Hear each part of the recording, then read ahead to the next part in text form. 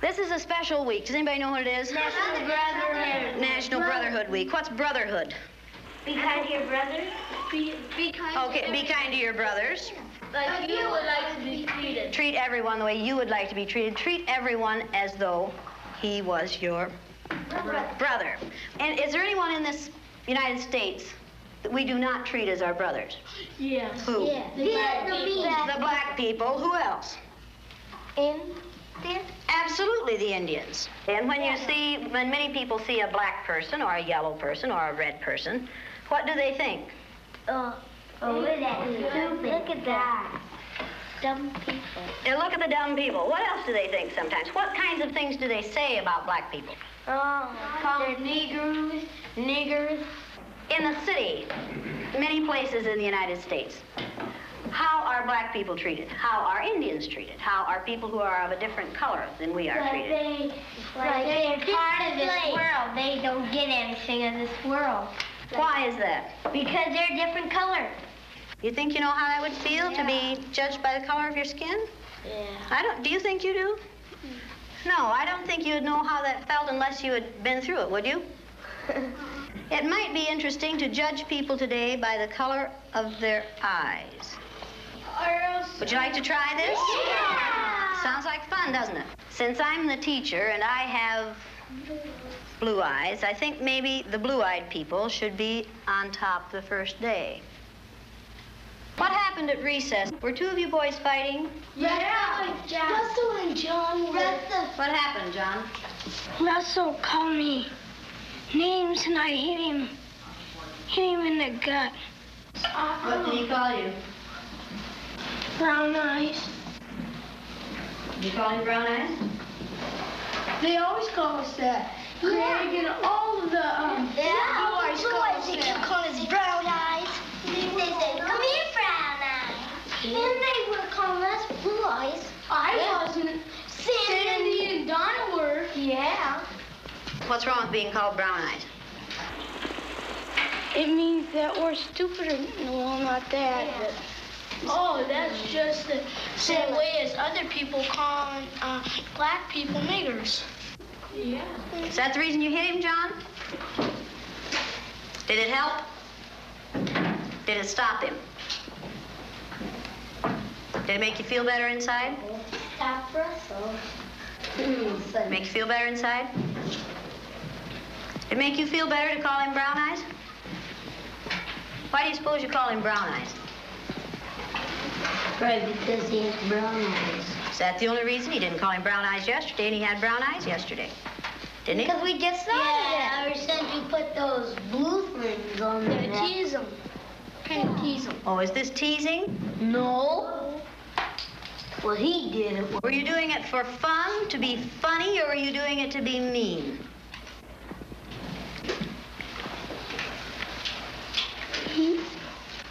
I don't know. Don't ask me. Did anyone laugh at you when you did it? I watched what had been marvelous, cooperative, wonderful, thoughtful children turn into nasty, vicious, discriminating little third graders in a space of 15 minutes. Yesterday, I told you that brown-eyed people aren't as good as blue-eyed people. That wasn't true. I lied to you yesterday. The truth is that brown-eyed people are better than blue-eyed people. Russell, where are your glasses? I forgot them. You forgot them. And what color are your eyes? Blue. Susan Ginder has brown eyes. She didn't forget her glasses. Yeah. Russell Ring has blue eyes, and what about his glasses? He forgot them. He forgot them. Yesterday we were visiting, and Greg said, "Boy, I like to hit my little sister as hard as I can. That's fun." What does that tell you about blue-eyed people? They're naughty. In fact, they fight a lot. The brown-eyed people may take off their collars, and each of you may put your collar on a blue-eyed person. The brown-eyed people get 5 extra minutes of recess. You blue-eyed people are not allowed to be on the playground equipment at any time. You blue-eyed people are not to play with the brown-eyed people. Brown-eyed people are better than blue-eyed people. They're smarter than blue-eyed people. And if you don't believe it, look at Brian. Do blue-eyed people know how to sit in a chair? Very sad. Very, very sad. Who can tell me what contraction should be in the first sentence? Go to the board and write it, John. Come on, let's do it again. Loosen up. Up, up, up. Come on. That's better. Now, do you know how to make a W? Okay, write the contraction for we are. Now, that's beautiful writing. Is that better? Yes. Brown-eyed people learn fast, don't they? Yeah. Boy, do brown-eyed people learn fast. Very good.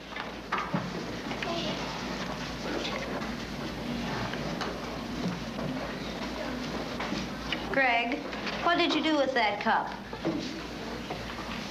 Will you please go and get that cup and put your name on it and keep it at your desk? Blue-eyed people are wasteful. Okay, you want to be timed this morning? Yeah. A. I use Orton Gillingham Phonics. We use the card pack. And the children, the brown-eyed children, were in the low class the first day, and it took them 5.5 minutes to get through the card pack. The second day, it took them 2.5 minutes. The only thing that had changed was the fact that now they were superior people. I thought you were going to get in the You went faster than I've ever had anyone go through the card pack. Why couldn't you get them yesterday? We had those collars on. You think the collars kept you? You just keep thinking about those collars. Oh. I kept getting rolling around. Oh, and you couldn't think as well with the collars on. 4 minutes and 18 seconds. I knew we weren't going to make it. How long did it take you yesterday? 3 minutes. 3 minutes. How long did it take you today? 4 minutes and 18 seconds. What happened? One down. Why? What were you thinking of? This. I hate today. How do you do? I hate too. Because I'm blue-eyed. See, I am too. There's nothing, it's not funny, it's not fun, it's not pleasant. This is a filthy, nasty word called discrimination. We're treating people a certain way because they are different from the rest of us. Is that fair? No. Nothing fair about it. We didn't say this was going to be a fair day, did we? No. And it isn't. It's a horrid day. Okay, you ready? What did you people who are wearing blue collars now find out today? Oh, you feel I know what they felt like yesterday. I did too. How did they feel yesterday? Down. Like a dog on a leash. Yeah. It feels like a chain them up wherever you go. into prison. Like you're chaining them up into prison. Like you shut it up and you're throwing the key away. Should the color of some other person's eyes have anything to do with how you treat them? No. All right, then should the color of their skin? No. Good afternoon. Welcome to Real Talk with Zeb, and today I have a very special guest. My special guest today is Miss Jane Elliott. How are you, Miss Elliott? Well, I'm better than I ought to be. Just to give my audience a little bit of information on you, you're an internationally known teacher, lecturer, diversity trainer, and a recipient of the National Mental Health Association Award for Excellence in Education.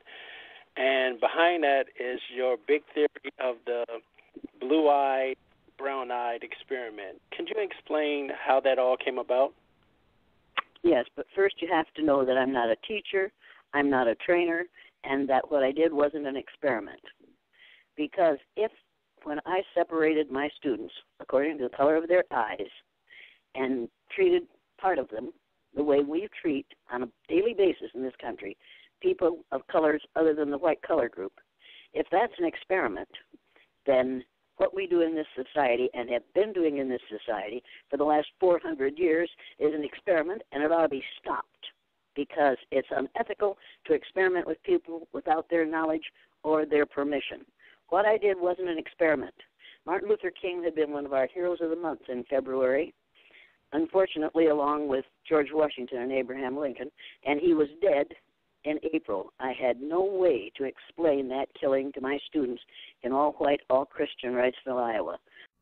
Direct from our newsroom in Washington, in color, this is the CBS Evening News with Walter Cronkite and Russ Hodge in Memphis, Tennessee, Dan Rather in New York, Bernard Kalb in Saigon, Marvin Kalb in Wellington, New Zealand, and Bert Quint in Quezon, South Vietnam. Good evening.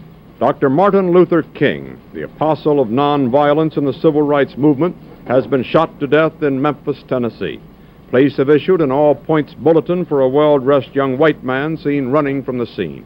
Officers also reportedly chased and fired on a radio-equipped car containing 2 white men. Dr. King was standing on the balcony of a second-floor hotel room tonight when, according to a companion, a shot was fired from across the street. In the friend's words, the bullet exploded in his face.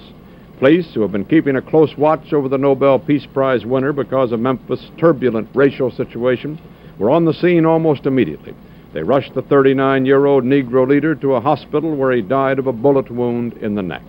Police said they found a high-powered hunting rifle about a block from the hotel, but it was not immediately identified as the murder weapon. Mayor Henry Loeb has reinstated the dusk-to-dawn curfew he imposed on the city last week when a march led by Dr. King erupted in violence. Governor Buford Ellington has called out 4,000 National Guardsmen. And police report that the murder has touched off sporadic acts of violence in a Negro section of the city. In a nationwide television address, President Johnson expressed the nation's shock. America is shocked and saddened by the brutal slaying tonight of Dr. Martin Luther King. I ask every citizen to reject the blind violence that has struck Dr. King, who lived by nonviolence. Dr. King had returned to Memphis only yesterday, determined to prove that he could lead a peaceful mass march in support of striking sanitation workers, most of whom are Negroes. Dr. King had this to say last night about the situation in Memphis. Maybe I could understand the denial of certain basic First Amendment privileges because they haven't committed themselves to that over there. But somewhere I read of the freedom of assembly. Somewhere I read of the freedom of speech. Somewhere I read of the freedom of press. Somewhere I read that the greatness of America is the right to protest for right. There was shock in Harlem tonight when word of Dr. King's murder reached the nation's largest Negro community. Men, women, and children poured into the streets. They appeared dazed. Many were crying. A young Negro said, Dr. King didn't really have to go back to Memphis. Maybe he wanted to prove something. So I did what Hitler did. I separated my students according to the color of their eyes. I told them that blue-eyed people aren't as smart as brown-eyed people. I lied to my students, as we have lied in this country for the last 400 years about the importance of skin color. And I watched my brown-eyed students become me. That was the most frightening part of that day. I watched my little brown-eyed 9-year-olds exhibit all the behaviors and say that they had heard out of teachers who looked like me, and out of their parents, and out of their ministers, and their priests, and the people who drove the bus and who cleaned the building. It was absolutely terrifying. And I watched brilliant, blue-eyed students become unable to achieve academically on the day they were on the bottom of that exercise. I learned more from my students that day than I have ever learned before, and more than I have ever taught. It was absolutely astonishing. I found out about the power of expectations. I found out that prejudice isn't the problem. Discrimination is the problem. Think what you want to about me, but treat me badly, and then we're going to have a problem. In this country, we think badly about people, and we act on what we've been taught to think. And that's when the problem starts. I learned an immense amount about myself that day. From that day, and just thinking back during that time when Martin Luther King was assassinated, what was the racial climate during that time? In Riceville, there's all white. In this country, it was white people. It was exactly what Mr. Trump has encouraged us to create in this country today. What we went through, what we were going through at that time, we will go through again as long as people are following his lead.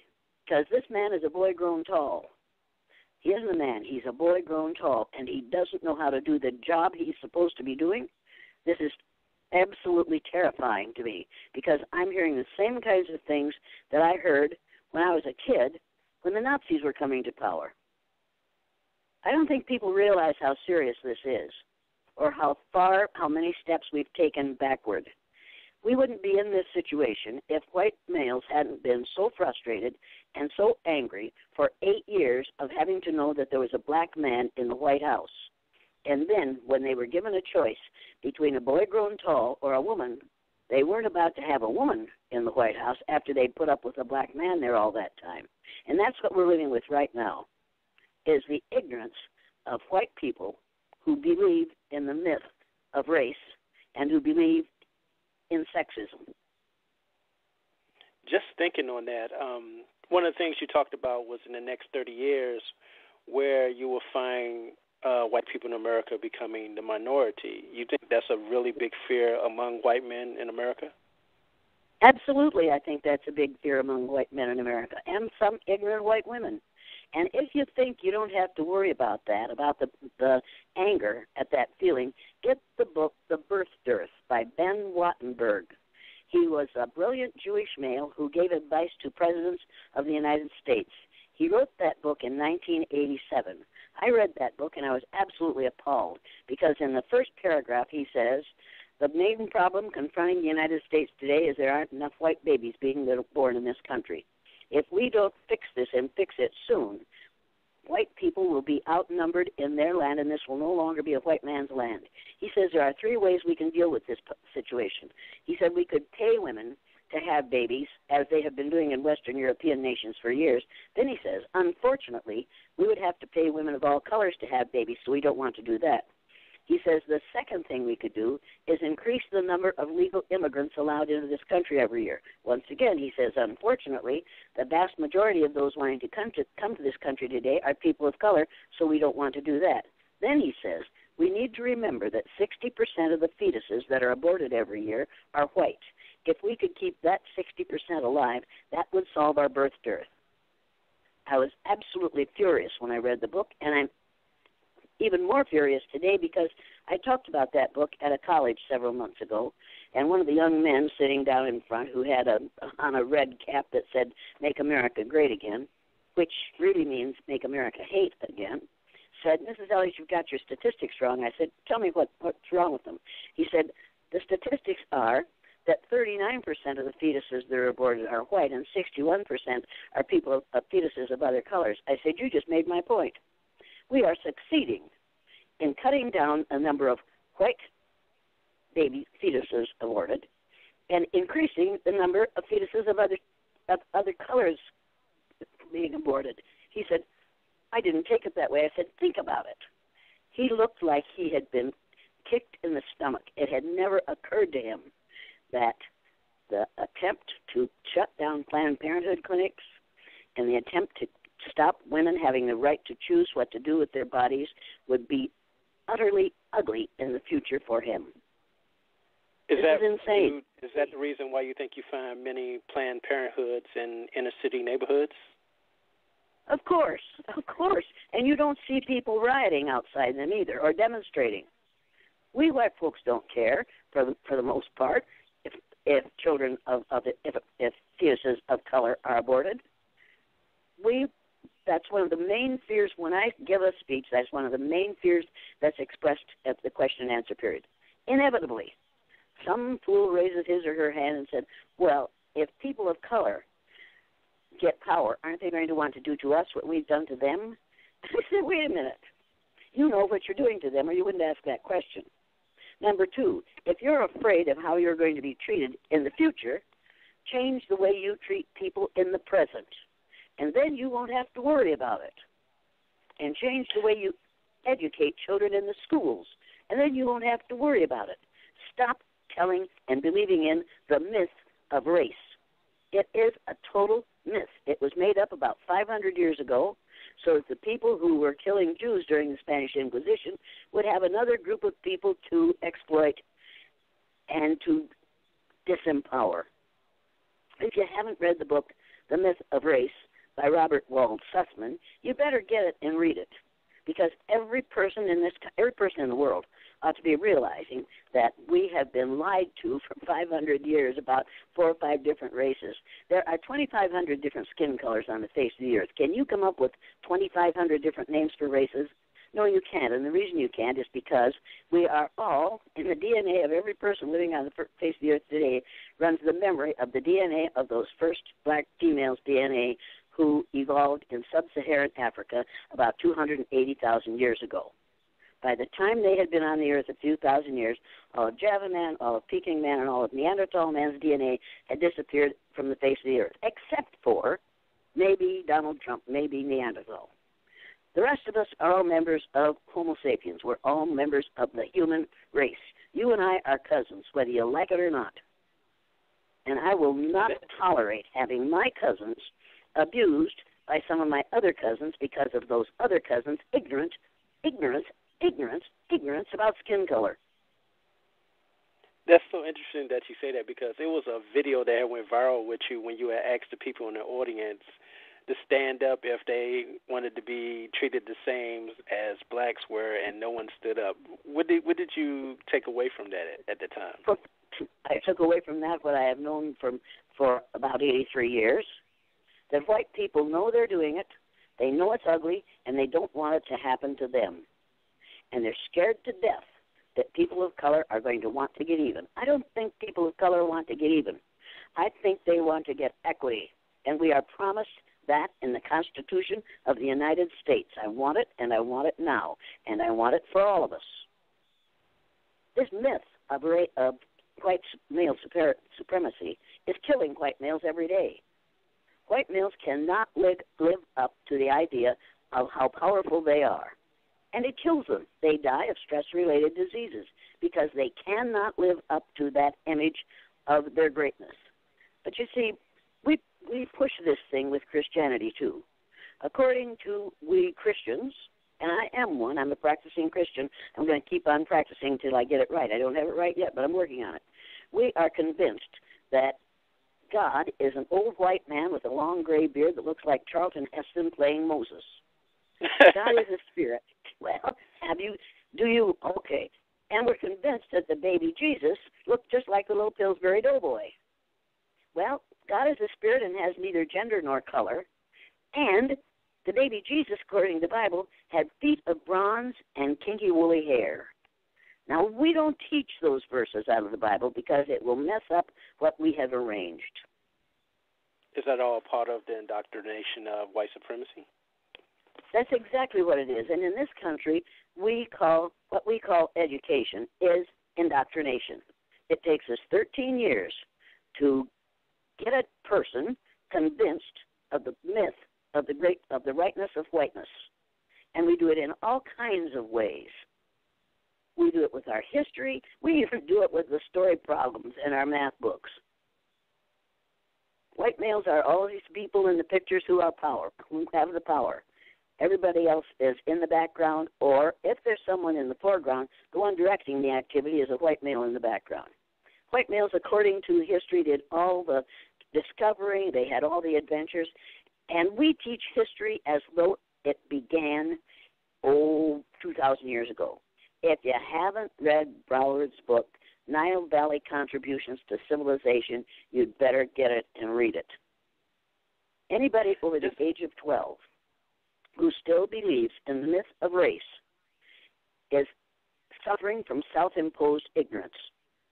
We could all get these books, and if you don't want to get any other book, get The Color of Man by Robert Cohen and just look at the pictures and realize that we are all members of the same. We just in this in your travels, country do not educate. We don't. I'm sorry. What did you say?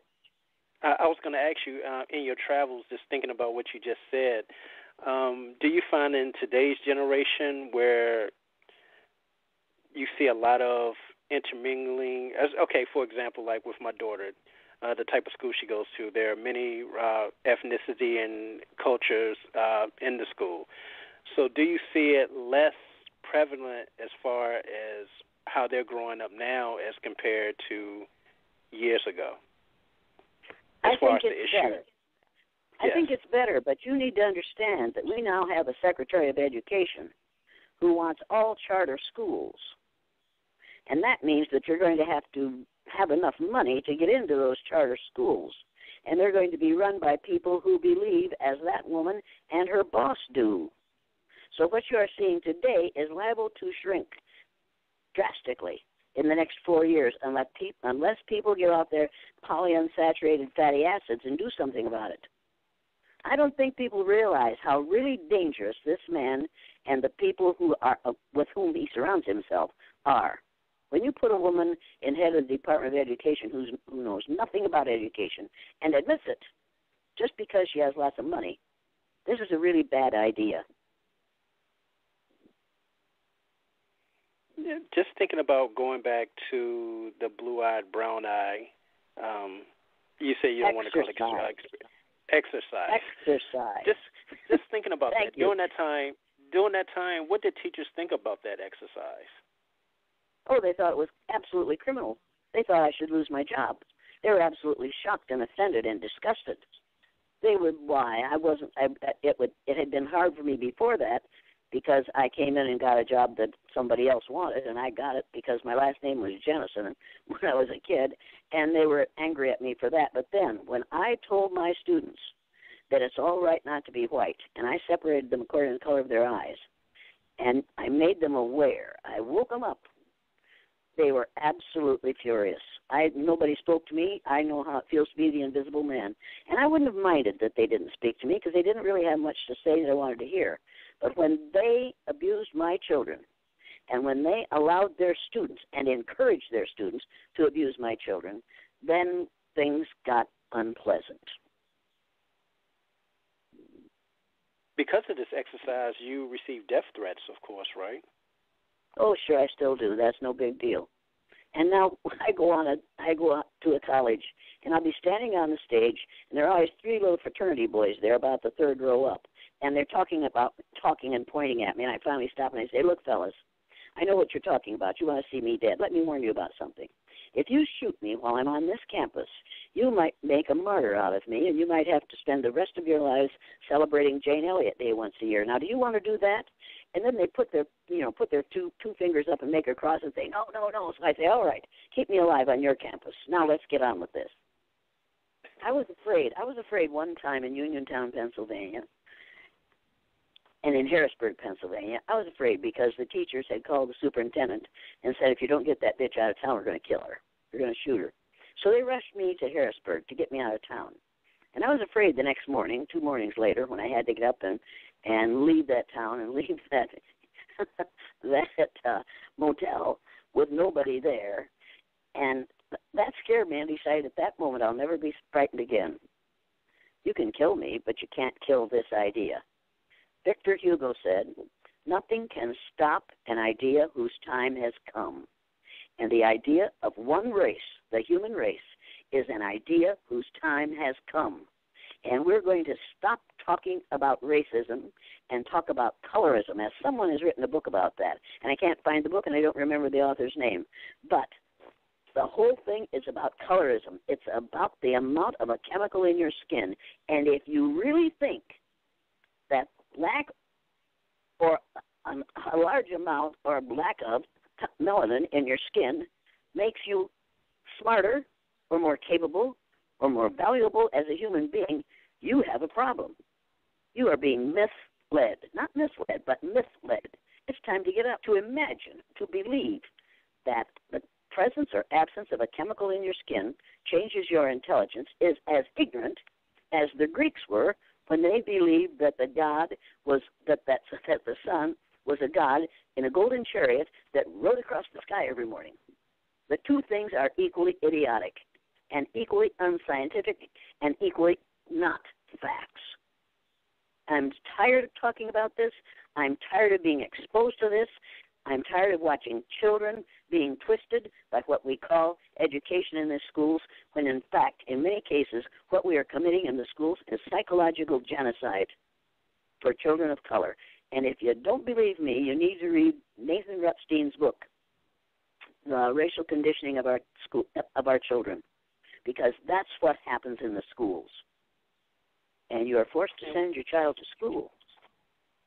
That is correct. And with that being said, do you see that part of the educational system changing, or will that remain the same? It won't change until we re-educate the educators. Unfortunately for all of us, many people consider themselves teachers. Teachers dispense facts and figures.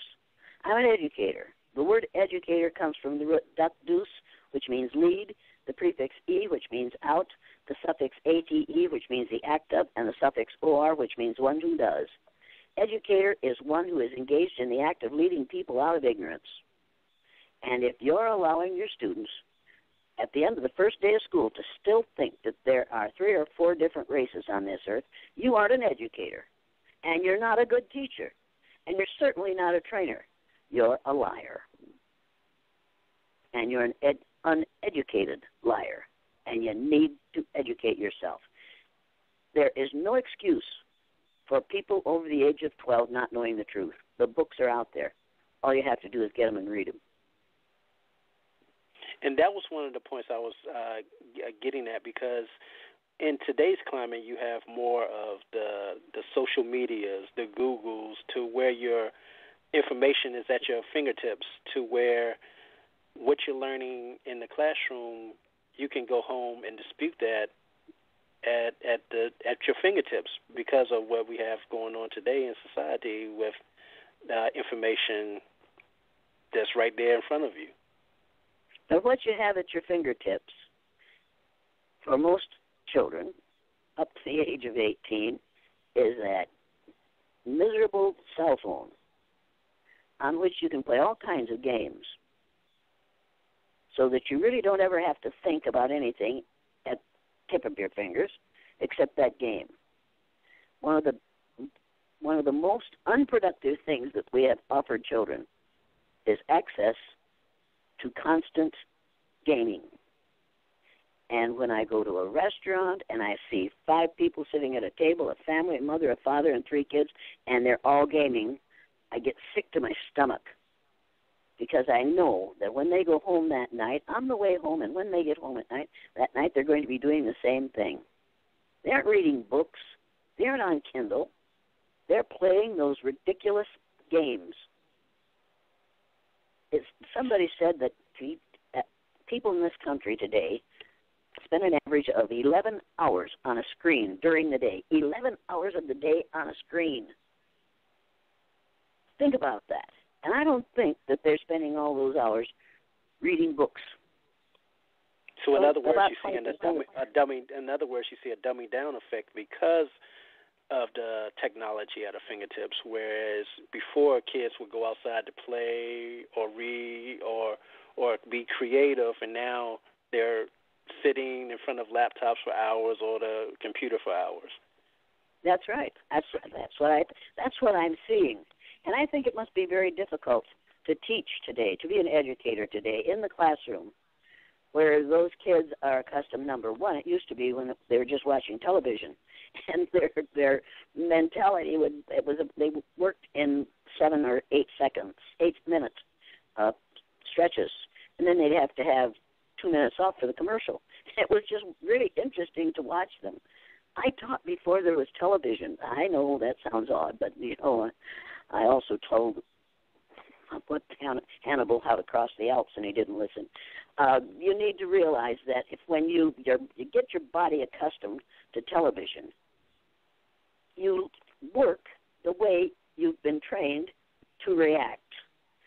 We have maybe 4 minutes, 5 minutes of the program, and then 2 or 3 minutes of commercials. And I learned really quickly that when I was teaching, I had to break up what I was doing in order to allow for these kids, how these kids' bodies and interests and minds had changed as a result of being misled by television. It was really interesting. Oh, so in other words, you're talking about as far as attention span. Yeah, attention span. Yeah, because what do you think about that with today's kids? With today's kids, a lot of them are getting diagnosed with ADHD. Is that you find that to be a correlation to what's going on as far as the electronics? No, a lot of kids who are being, and I've taught kids that were diagnosed with ADHD or all those good things. And once I started to teach them using Orton Gillingham phonics, I recognized immediately that what I was dealing with were kids who didn't pay attention because they didn't hear words the way they were said, and they didn't see words the way they were written.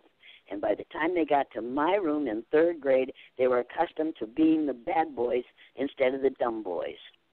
And I had kids who had been diagnosed ADD. I had 2 who were diagnosed as mentally retarded. And I said, look, I know what the difference, how you have to be taught differently from other people because you're special. You're mostly, and the kids in the film, The Eye of the Storm, all of them are moderately to severely dyslexic.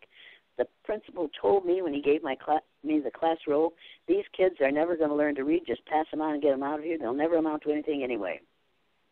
He said, Mrs. Elliott, I know you get upset when your students don't learn to read, but don't worry about it with these. They aren't going to learn to read. They haven't so far, and you aren't going to be able to teach them to read. And I thought, well, I didn't think you were that foolish, because I had looked at their cumulative files, and I saw that their math scores were higher than their reading and spelling scores, so I knew I was dealing with dyslexic students. Of those 16 students, and they only gave me 16 because everybody knows it's really hard to teach the dyslexic. Biggest favor he ever did me, because I knew that those kids were going to give them 2 to 5 years of reading ability in a single year, because I know how to teach the dyslexic. And they did. They all graduated from high school except one who was killed in an alcohol-related accident 2 weeks before graduation. 2 of them, at least 6 of them, have completed 2 or 4 or more years of education after high school. One of them became a junior and senior high school principal, and one of them became a lawyer. And those 2 were asked to go to Los Angeles last spring to be interviewed by the BBC because they were making a documentary about the science of the brain. And after they had talked to those the young middle-aged men for a long time, they said, here's what we've proven. We have proven that you can change the brain. I changed those kids' brains while they were in my room by telling them that they could learn, and here's the best way for you to learn, and here's the best way for you to learn to read and to spell. And because on the day they were on the top in that exercise, they found out how really brilliant they were, they refused ever to go back to being called the dummy group again. And that made Do you find many educators caring like that today? Do you find that? Or do you find them where educators educators are not encouraged to teach beyond the textbook? And I'll tell you why that's happening. When I was in college, back there in 2002, and when I was in college, taking education courses, social studies education teacher said, when you go into the classroom, do not teach in opposition to the local mores, M-O-R-E-S. The people who are paying your wages through their taxes have the right to have their children learn what they want them to learn. So teachers who want to be accepted in the community, if you're teaching in a racist community, do not teach in opposition to racism. I believed he was wrong then. I believe he's wrong now. But I believe that young beginning teachers are being told that now. Don't rock the boat. Don't make waves. Teach what the community wants these students to learn. Well, the problem with that is most of these kids are going to leave these little communities and go out into the big world. And the things they have learned, the myths that they have learned about race, they're going to carry with them.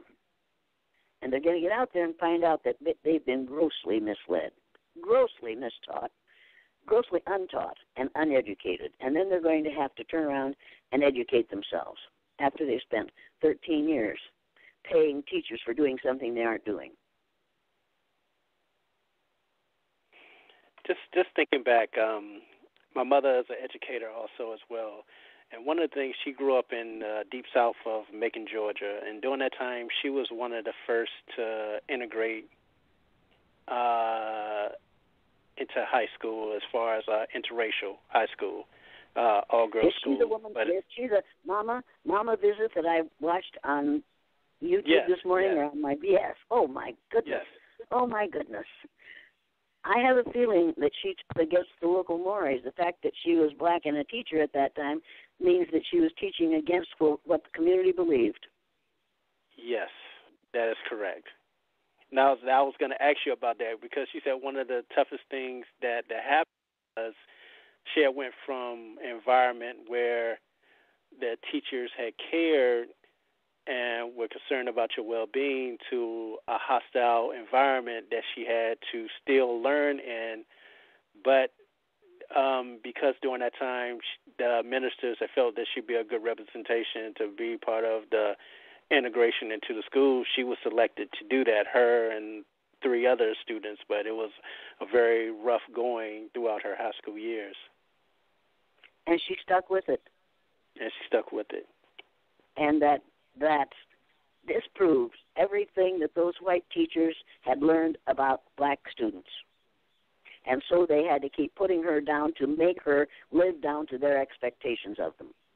They've done studies in this country that prove that teachers are more upset by students who fail to live down to their expectations of them than they are by students who fail to live up to their expectations of them. If the teacher has decided that you're not going to learn because she knew your grandfather, you're not going to learn. And if you do learn, she's going to say, well, you must have cheated on this test. It happens all the time. Teachers get very upset about children who exceed the teacher's expectations.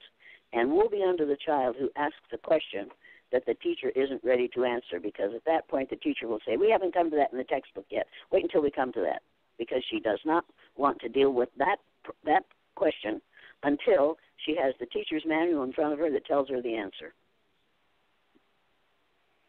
Now, thinking... Your listeners are going to think I don't like teachers. I do like teachers. I like educators. But I don't like people who go into classrooms and follow that teacher's manual to the letter in spite of the fact that the kids aren't interested in what they're saying. It's interesting that you say that, because my mother had a very hard time with that, because she knew certain kids couldn't learn a certain way, and she had different methods of doing it, but they wanted her to stick to the strict guidelines of how things were taught in the classroom. That's right, and I used to have my kids open the social studies text up to the page that we were supposed to be on that day, according to the teacher's guide, and I'd close the classroom door, and we'd do what we wanted to do, what they were interested in doing that day, and when the principal came in, we were on the right page, and he'd nod, and he knew very well what was going on. He saw exciting kids doing exciting things and learning social studies by doing those exciting things. He was not bound. He didn't want me bound to that textbook. That's called good administration. That's called an administrator who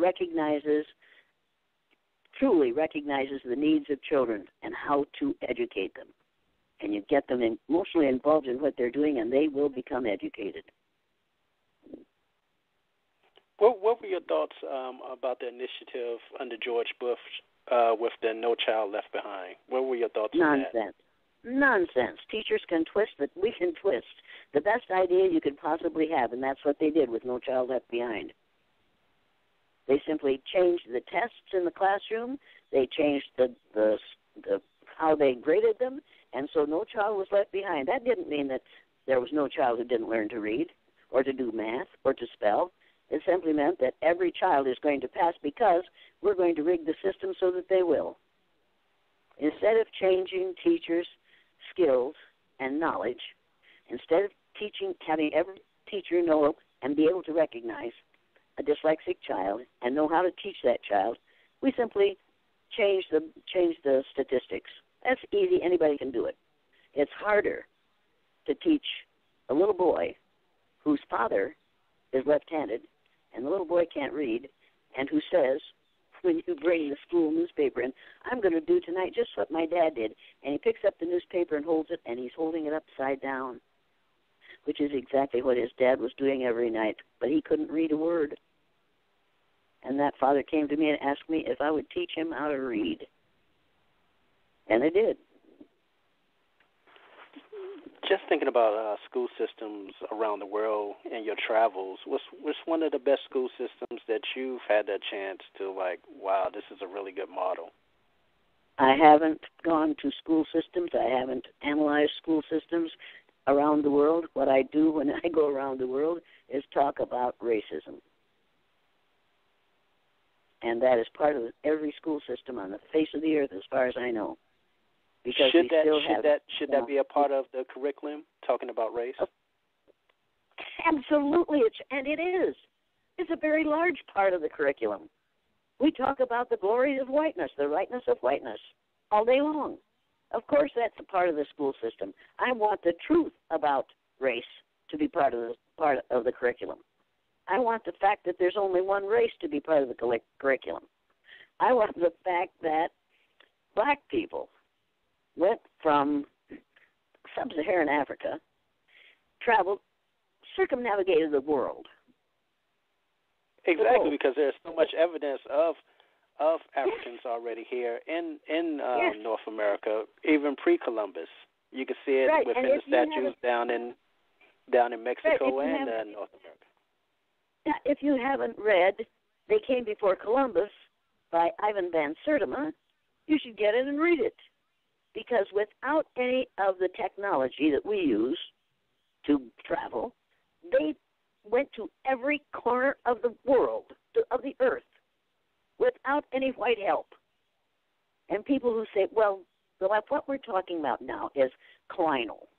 If you lived in a certain longitudinal, latitudinal degree, whichever, then you would be this and this and this.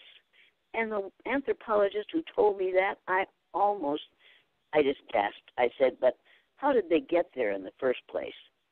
They didn't spring up out of the earth there. They came from someplace else.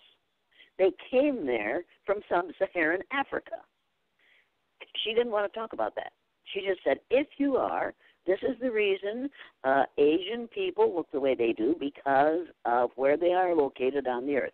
But they didn't start there. They started somewhere else and traveled to what we call Asia today. But if we admit that, then we have to admit that they were much smarter than we have ever accused them of being. And that's why you feel that is kept out of the classroom. Of course. You can't teach what you don't know. In order to change education in this country, we have to educate the educators. And sometimes somebody is going to say to me, well, I have biracial children. Oh my, I hate that because immediately I have to say, which of their parents came from outer space? Well, neither one. Well, then you don't have biracial children because there's only one race on the face of the earth. You may have mosaic children, but you don't have biracial children. And they look like they don't know whether to be glad or sad. Because what am I going to call my children now? Call them mosaic. But don't call them biracial because that supports the myth of race, which is a myth that needs to be put away. You know, it was interesting. Have I answered any of your questions yet? Yes. I was thinking about a story one time that you were talking about with your granddaughter, and one of the big things, I guess, that's left out the history books is the massacre of the Native American Indian. And you were talking about that one time that your granddaughter had got in trouble for bringing that up. Did you want to talk about that? I can't even remember it. What was it? The story of at that time, I want to say it was a massacre that took place with.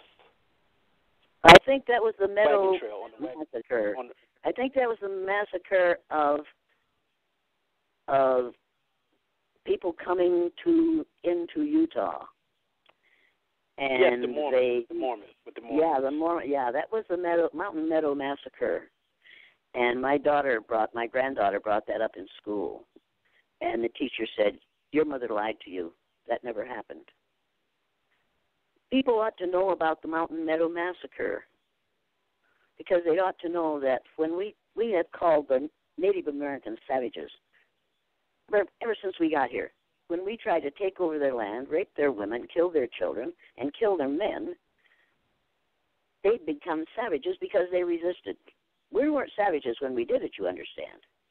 But it was savage of them to resist. And my granddaughter went to school and told her teacher about the Mountain Meadow Massacre.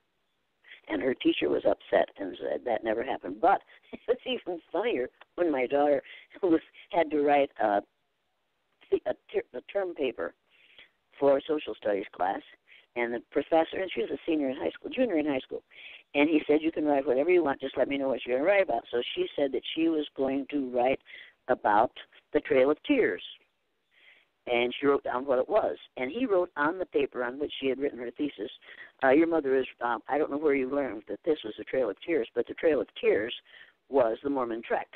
But write your paper and you'll find out your mother was wrong." So then she wrote the paper about the Trail of Tears, which was the relocation of the five civilized tribes to the Oklahoma, to the desert. And he read the paper, and then, like a fool, he put on the top of it, "I didn't know that this was how that was. I'm certainly glad you wrote this paper. Thank you," and gave her an A. Now, he should have known about the Trail of Tears if he has his MA, and he does, in education.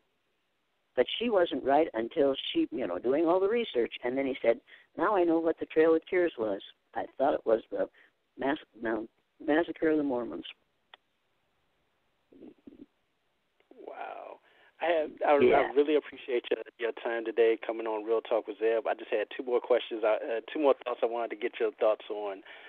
One is the whole protest with Colin Kaepernick, as far as how he felt about... He did the right thing. He did the right thing. He proved how dangerous it is to do the right thing. You put your head above the parapet and somebody's going to try to shoot it off. That's what he did, and he did the right thing. And every one of the rest of those team members should have done the right thing, and he should have his job back, and he shouldn't have to be looking for a job. He's got talent, he's got skill, he's got ability, and he's smart enough to realize that when you stand to honor a song that was taken from a racist poem, you better sit down. He did the right thing. Where do you see the country in the next 30 years? Well, if we don't elect people who are more aware than the ones who are now in place to lead this country, I see us becoming more of a pigmentocracy and an oligarchy. And I don't think most of us want that. I think people have to wake up, realize that they're being gravely misled and misled, and put a stop to it. I think everybody needs to join or to create an indivisible group. And go on Google Indivisible. You'll get a 27-page booklet about the things you can do to challenge the Trump agenda. I think everybody needs to do that, because if enough of us do it, we can stop this thing cold. And I think everybody needs to get on Facebook and join Daily Action. And you will get something every day. You'll get a message every day that tells you something you can do today to challenge the Trump agenda. Because this boy grown tall does not know what he's doing. He has no idea what it is, what it means to be the President of the United States of America. All he knows is what Stephen Bannon has told him. And that's not enough. And that's exactly the wrong things. When I watched Stephen Bannon when he was being interviewed, and he said, we have to deconstruct this government. Deconstruct this government? I think not. But that's what Donald Trump is trying to do, and he doesn't even know what that means. But those of us who do know had better stand up and be counted. We'd better say, no more, no more. Last question. I wanted to really understand about the values that you have, that you gotten from your father. How did that even come about during that time?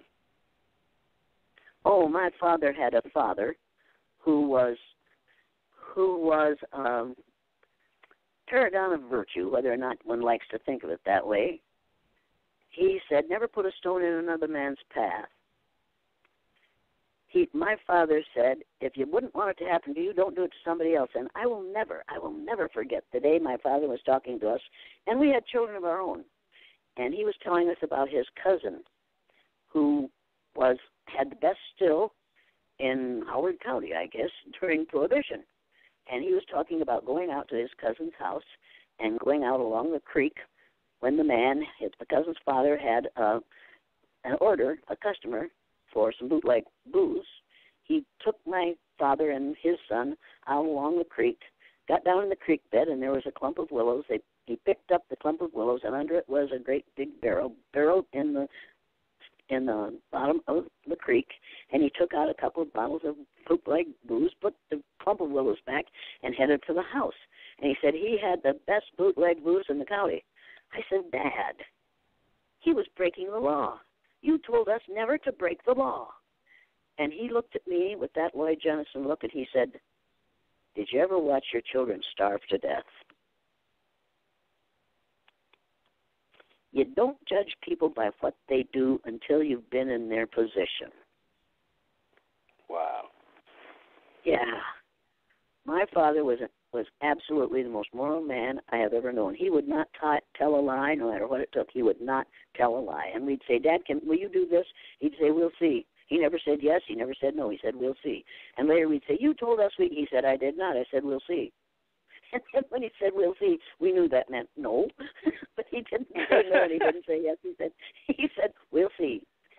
He was just a remarkable man. And when my daughter, and this is a man who had said to us, don't have a problem with black people, but don't bring any pickaninnies into my house as grandchildren.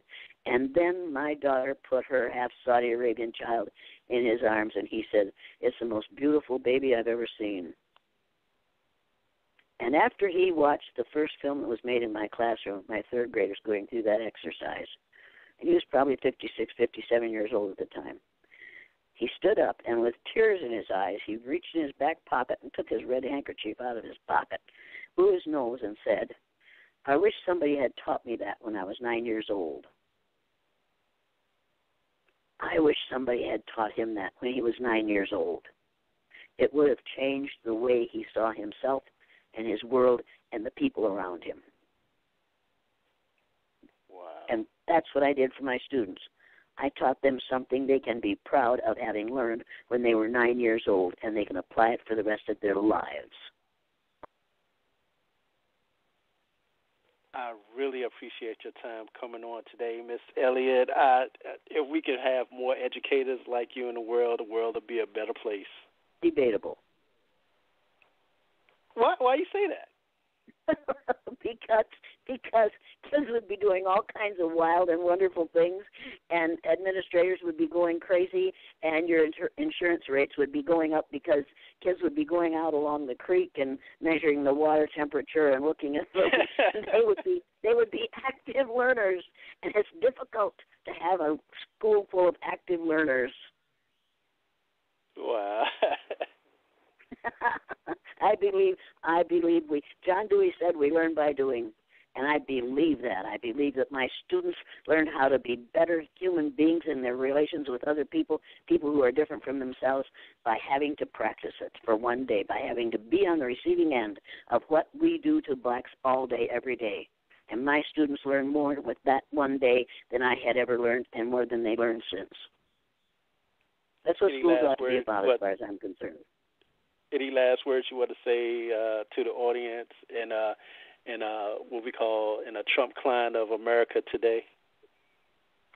There's only one race on the face of the earth. It's the human race, and Donald Trump is a member of the human race, therefore probably has the ability to learn. Let's teach him something. Thank you for your time today, Ms. Elliott. Let's teach him how it feels to be told, you're fired. Oh, wow. I want him to have that feeling. Would you be surprised if he got reelected? I would not only be surprised, I would be shocked and disgusted and totally infuriated. That cannot happen. I don't believe he will be president for 4 years. I believe that Mr. Mueller will probably take care of that. If what we think he is guilty of, Mr. Trump, he will either resign or be impeached.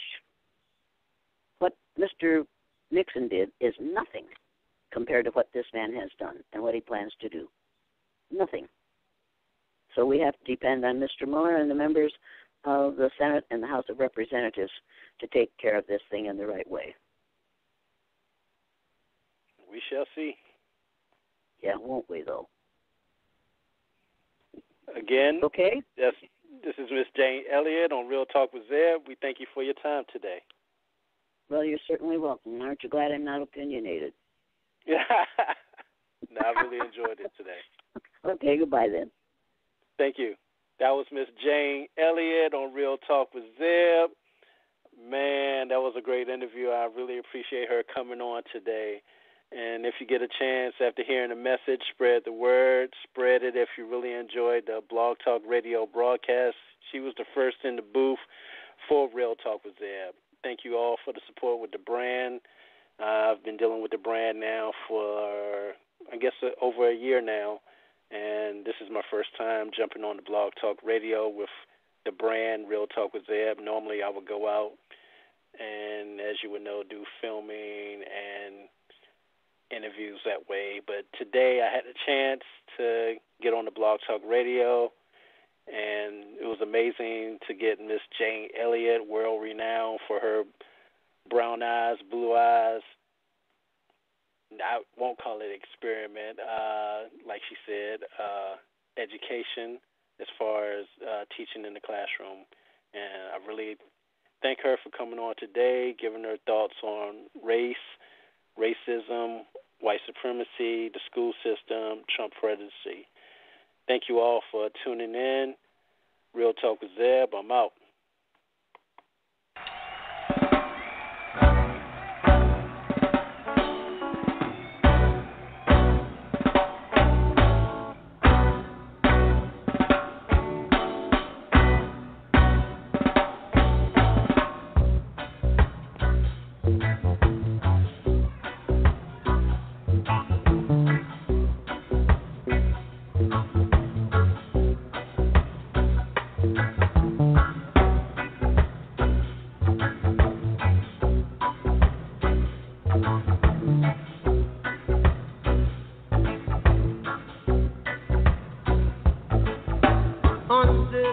The philosophy which hold one race superior and another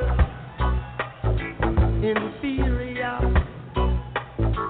is finally and permanently discredited and abandoned. Well, everywhere is war. It's your war. Until there's no longer first class, non second class citizens of any nation, until the color of a man's skin is of no more significance to the color of his eyes, I've got to say war. Until the basic human rights are equally guaranteed to all without regard to race.